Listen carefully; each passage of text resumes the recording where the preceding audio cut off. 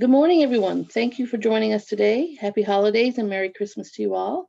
For those of you who don't know me, I'm Juanita Ford with Hospitality Newfoundland Labrador, and I'll be your MC for today's webinar. I'd like to welcome everybody today to the webinar, Supporting Rural Business, CBDC Regional Relief and Recovery Fund. Today's webinar will highlight the eligible uses of the loan funding as well as outline the process for applying for the funding. Today, we're thrilled to be joined by Diane Hodge-Burt, Executive Director of CBDC Trinity Conception. Diane will be outlining the criteria and process of applying for this funding today, and I invite everyone to please give her a warm welcome. Before we get started, just a few housekeeping items. For the purpose of the Zoom webinar, participants can ask questions in the Q&A box located at the bottom of your screen, or raise your hand if you want to in the participant window if you have a question, and we can open your mic. There will be a chat as well, so please feel free to chat there or post any information you like. So without further delay, I'd like to pass it over to the webinar to Diane. Thank you, Diane. Thank you, Juanita, and thank you to Hospitality Newfoundland Labrador for the invitation. We're actually excited to bring this presentation to all the Hospitality Newfoundland Labrador members and folks in the region. I'm, as Juanita said, the Executive Director at CBDC Trinity Conception, and our office is located in Carbonear. We service the region. As most of you probably know, CBDC is rural, and we service all the regions in Newfoundland and Labrador. And our sister MBO Metro Business Opportunities services the city of St. John's and Mount Pearl. I'm in Carbonear, our office is in Carbonear, and our reach is from Georgetown to Bay de Verde, and Bay de Verde down to Markland, otherwise known as the Bacalou Trail, as most of you I'm sure have heard, and some of you are from this region. I've been with CBDC for 15 years, and we do business development, economic development to a certain extent, and business financing and support, and of course training and consultant advisory, and a full suite of programs. Also, we have on the call today is Roseanne Leonard, my counterpart with the CBDC Provincial Association. She is also, she said she's my moral support here on the presentation. So I'm going to go through a quick presentation, and then we'll look at some Q&A at the end.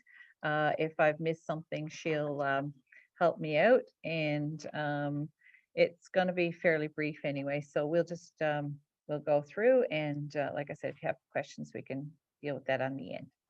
So as I mentioned, CBDC are 15 CBDCs throughout Newfoundland and Labrador, and we're 41 throughout Atlantic Canada. So quite quite a lot of support in rural Newfoundland and Labrador and Atlantic Canada. And we recently, I guess since spring, since the COVID-19 pandemic, our Atlantic Association has done much, I guess, consultation with our funders, ACOA, and the federal government to help our clients and small business in our regions to get through this pandemic. So our program is called RRRF. It's kind of hard to say as an acronym, but we call it the Regional Relief and Recovery Fund. So this is a program that we started out to help our clients as well as the business in our region and all over Newfoundland, Labrador, and Atlantic. The Regional Relief and Recovery Fund is a program, like I said, for small, medium-sized enterprises impacted as a result of COVID-19. And you can apply through our CBDC for up to $40,000 through this program. It's not only SMEs, of course. We have social enterprises, not-for-profit, anyone that has been affected by COVID-19. We'll have a look at, especially people that, as we say below, the RRF provides funding to support business that would not qualify for the CEBA, and that's the Canada Emergency Business Account. So I'm sure most of you are familiar with that. So anyone that has not been able to tap into those CEBA funds, we've been able to help.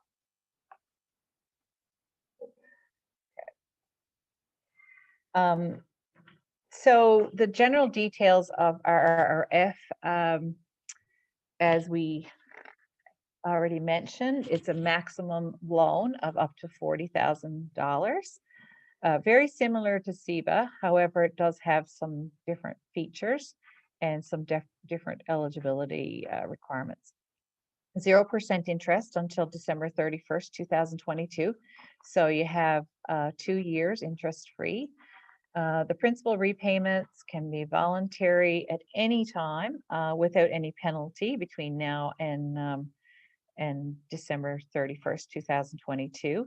The first payment is due and on February 2023, and interest starts accumulating or accruing, I should say, on January 1, 2023.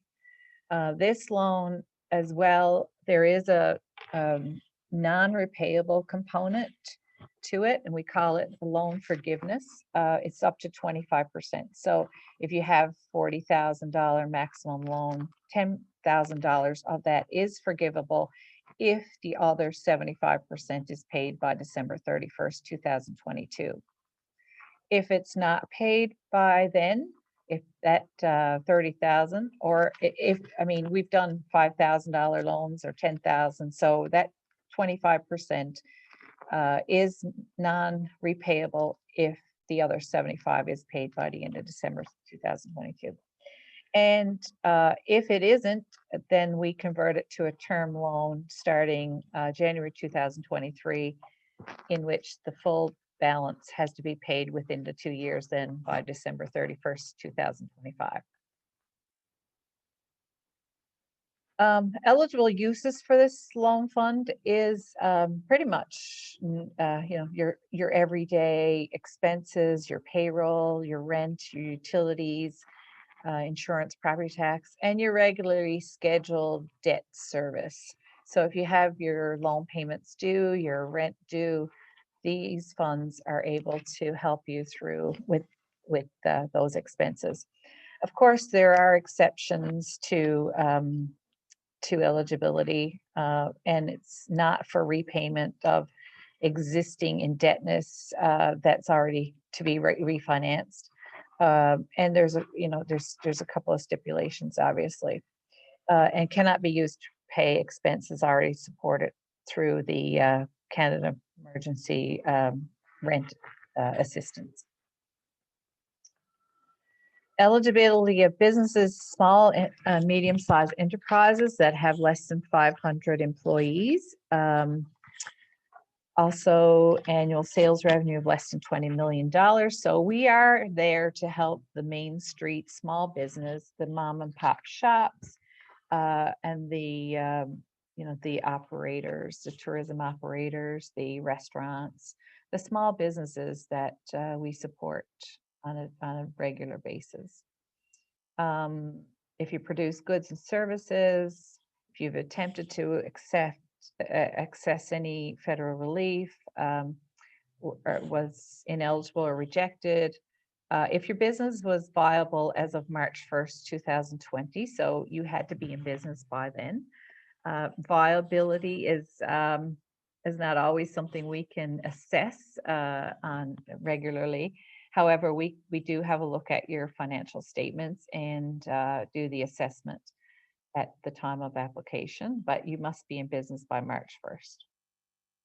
And of course, just those normal, eligibility features, similar to CEBA, however, a little easier to access because of your income or the number of employees. And of course, you must have been adversely impacted by COVID-19. So you have to demonstrate that to us. Common questions around our program, fairly easy to apply. Some people ask how to apply. Obviously, we are doing all this electronically. So you go to cbdc.ca, and right on the front page is the Regional Relief and Recovery Fund program, and you access through the website. And go from there. You choose the CBDC that your regional CBDC. So if you're in Bay Roberts or if you're in New Harbor, then you would access Trinity Conception, and all the regions have their own platform. What info will I need to apply? We ask for 3 years of financial statements, and you must be a Canadian citizen. So we ask for proof of Canadian citizenship as well, which usually is your driver's license or your passport. What is the assessment time frame? So once you open your account and you apply, we get the email right away, and we fire it off to our development officer for assessment.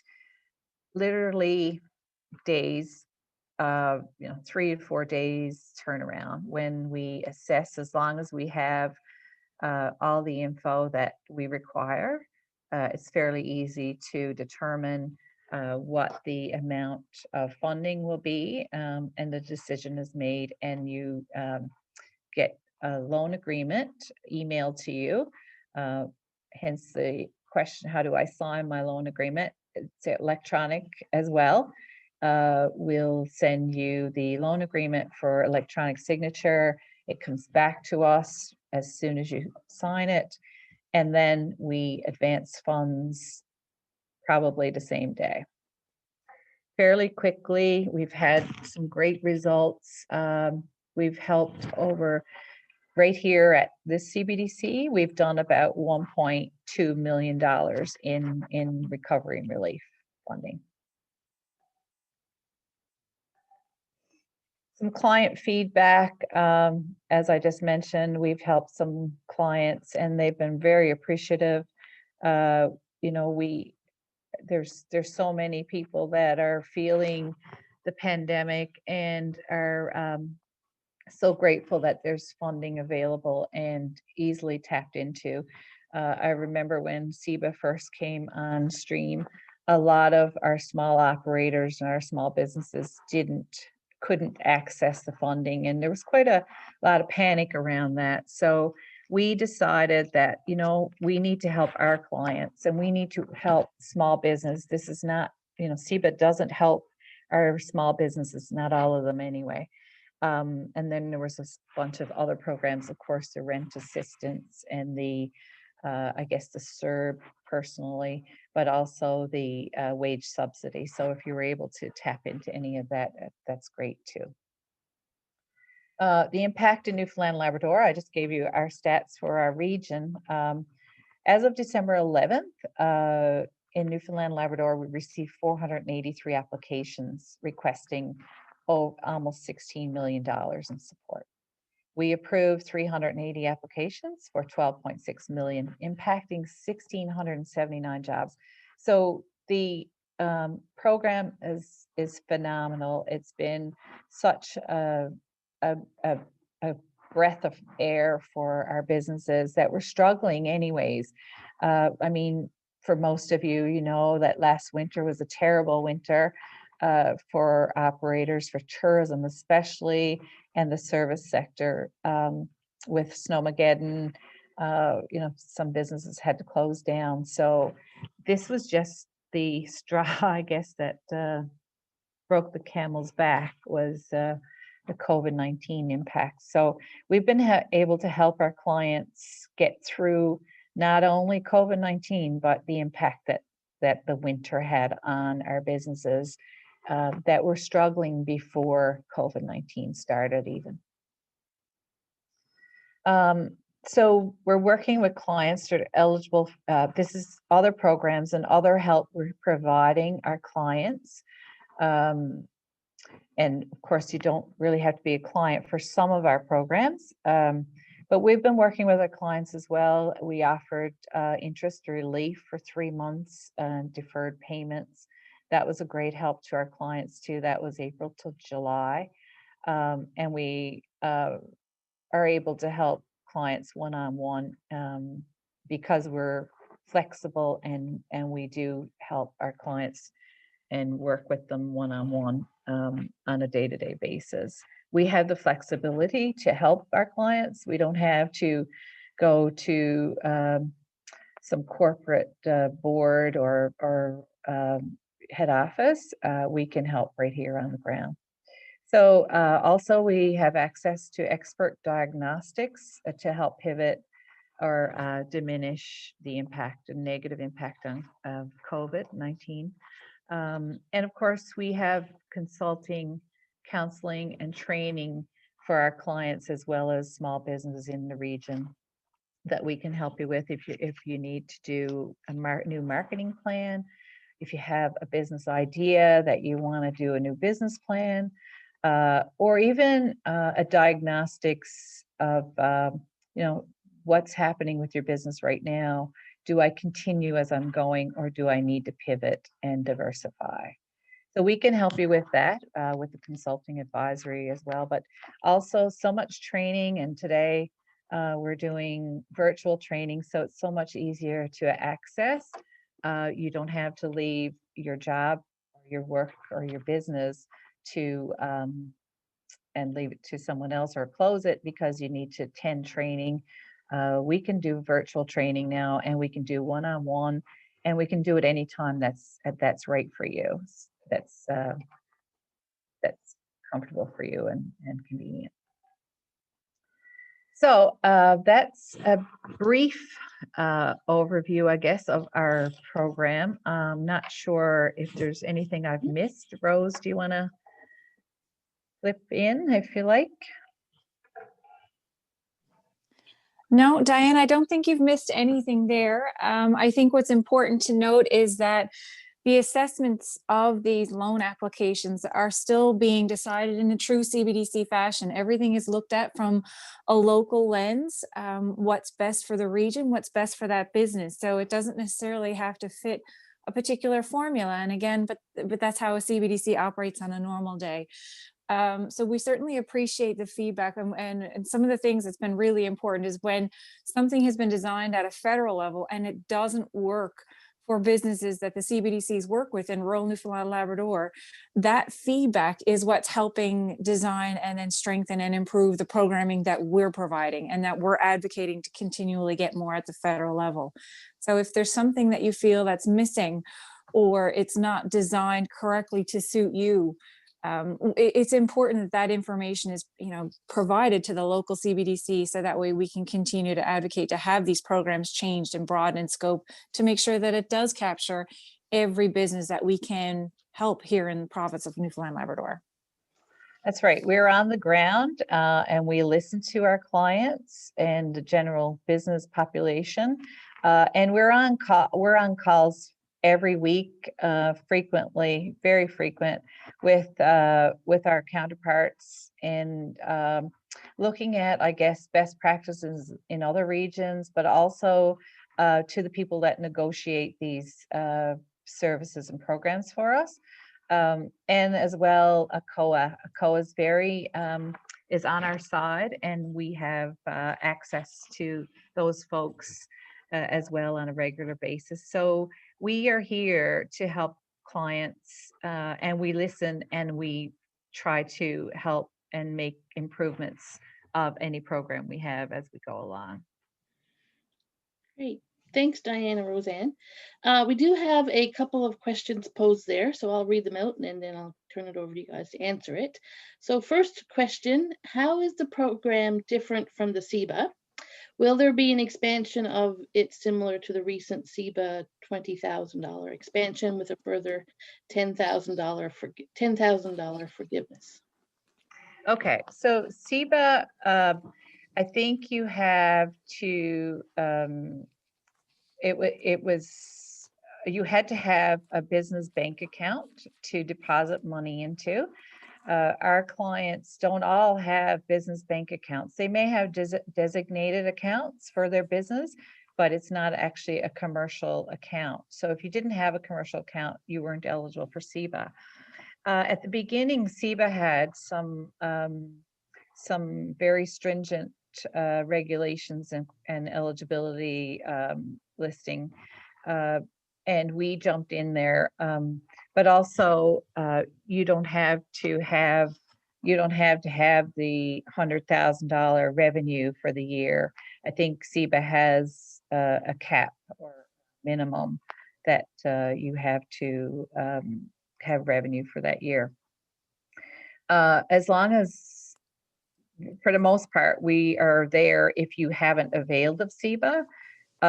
We have, though, from time to time, have if you've qualified for CEBA and received it, but you can demonstrate to us that you still have been extremely affected by COVID-19, we can probably top you up with the RRRF program.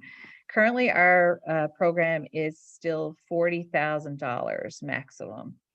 CEBA is topped up to 60 now, I understand. We are looking to do the same, but we don't have any go ahead as of yet. So when we do, we'll be looking at and getting that out to the general public. Great, thank you. Okay, if you've received $40,000, do you have to fully apply again for the $20K additional funds? We don't know the details of that new the new 20,000, but we're looking at it being a new loan because the actual repayment is different than the first 40. Because right now the first 40 is 25% non-forgiveness. I'm understanding that it's half of the 20,000 that is non-repayable for the top up, the 20,000 top up. Great, thank you. So it would have different, I guess, eligibility or different qualifications in the letter of offer too. So the same the same offer wouldn't or agreement wouldn't stand. Okay. Is there any financial assistance for businesses commencing after March 2020? Not as in the recovery or relief program, but we would certainly help new businesses, and we do have flexibility to defer your payments until you get up and running, or if you need 3 months or something, no interest or no payment, then we can help you with that. Okay. Any business that you come forward with, we treat everyone on an individual basis, and we look at every application individually. Okay. What is the interest rate that will be applied to contributions that are converted to loans? The interest rate is 4%, and that'll be, like I said, starting January 2023. Okay. Does anybody else have any more questions for the team at CBDCs? Okay. What is the best program for brand new business? Best program for brand new business. We have many programs. If you're a youth, we have youth loans and programs. If you are expanding, we have another program. If you are a brand new business and you're looking for up to $300,000, we can help you with that. If you need more than that, we oftentimes leverage funds with other organizations like the BDC, a COA, or a commercial lending bank. Okay. All right. The focus of these programs is loans to pay expenses. This is essential to survival. Is there any funding available or coming to allow capital expansion of a tourism experience business? I mean, I don't know what's coming in, relief funding. We have the RRRF program, and like I said, when the need arises or something changes, then we try to change the features of the program. However, like I just said, if anyone is looking to start a business or expand or need future funding to carry on their business, we're open to helping any business or any client. Like once we get an application, we'll assess that application and make a decision. Okay. How can we pay back early the monies borrowed through RRF, and how do we do that?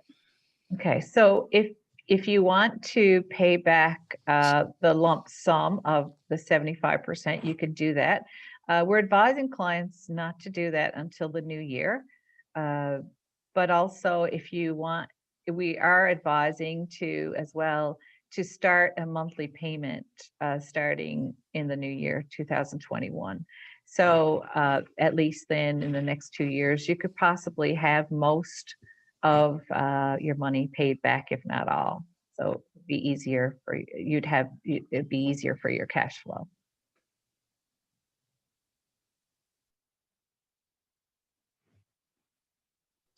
Do we have any more questions?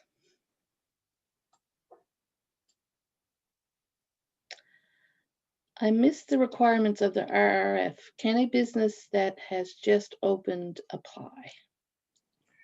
You must have been in business by March 1st, 2020.